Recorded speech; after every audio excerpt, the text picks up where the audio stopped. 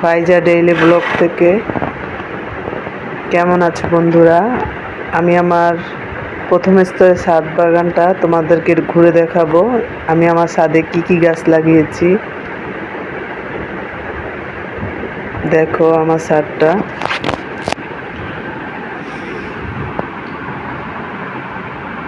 আমার ছাদে আমি অনেক গাছ লাগিয়েছি। এটা হচ্ছে বেলি গাছ, এত ফুল ধরে মাশাআল্লাহ, মানে ঘ্রাণে ভরে যায়। আর নিচে ফুল এক ছিটিয়ে থাকে, মানে কি বলবো।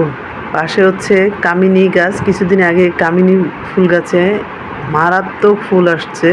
আর এটার ঘ্রাণ এত শক্ত, মানে অনেক ভালো লাগে। আর এটা হচ্ছে আমার লেবু গাছ, মাশাআল্লাহ অনেক লেবু আসে। কিছুদিন আগে লেবু পেরেছি, কিন্তু পাতা কম দেখা যাচ্ছে। অনেক লেবু, আবার গ্রিলের বাইরেও অনেক লেবু আছে। এটা হচ্ছে আমার ডালিম গাছ, মাশাআল্লাহ অনেক ডালিম আসছে। ডালিমগুলো অনেক সুস্বাদু। এটার মধ্যে হচ্ছে দুইটা কালার হয়, হঠাৎ মাঝে সাথে খুব লাল হয়, আবার হচ্ছে হালকা গোলাপি। অনেক সময় আমরা পোড়ামরিচ দিয়ে বানিয়ে খাই, সেটা ভালো লাগে। আর এগুলো হচ্ছে রেইন লিলি, বৃষ্টি আসলে প্রচুর রেইন লিলি ফুটে। এটা হচ্ছে আমার পেঁপে গাছ।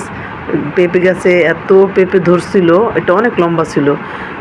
বৃষ্টির কারণে এটা হয়ে গেছে, ভেঙে গেছে। আর এটা হচ্ছে আমার ওল বরই গাছ, মাশাআল্লাহ এটার ওল বরই আমি গাছ থেকে এনে আচার বানিয়েছিলাম। ওই ভিডিওটা আমি ছেড়েছি, কিন্তু ফার্স্ট টাইম আমি ফাইজা ডেইলি ব্লগে দিচ্ছি। কারণ হচ্ছে এটা আমি কোনো ভিডিও দিতে সময় পাচ্ছি না, অন্যান্য সব কিছুই তো হচ্ছে, কিন্তু এটাকে আমি সময় দিতে পারছি না। তো ভাবলাম যে আমার সুন্দর শখের বাগানটা আমার দেখাতে পারি, মন্দ হবে না তো। এটা হচ্ছে আমার পেয়ারা গাছ, মাশাআল্লাহ অনেক পেয়ারা আসে। পেয়ারাগুলো অনেক সুস্বাদু, আল্লাহর রহমত যে আমরা ছাদের উপরে টপের মধ্যে গাছ লাগাচ্ছি, অশেষ রহমত। এটা হচ্ছে কারি পাতা গাছ, এটা নিচে আবার থানকুনি পাতা হয়েছে। এটা হচ্ছে অ্যালোভেরা। এখানে আবার পেঁপে গাছে অনেকগুলো চারা লাগিয়েছি, উপর পেঁপে গাছ মরে গেছে কিছু কিছু। এটা হচ্ছে গ্রাস পাতা, এই পাতা দিয়ে স্যুপ রান্না করতে অনেক ভালো লাগে। এটা হচ্ছে আমার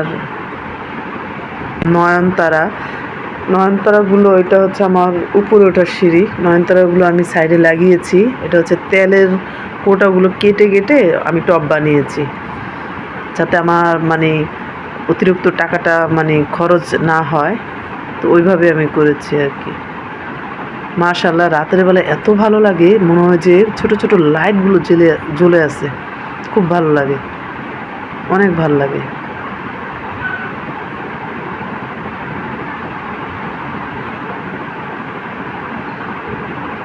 এই গাছগুলো অনেক সুন্দর, কিন্তু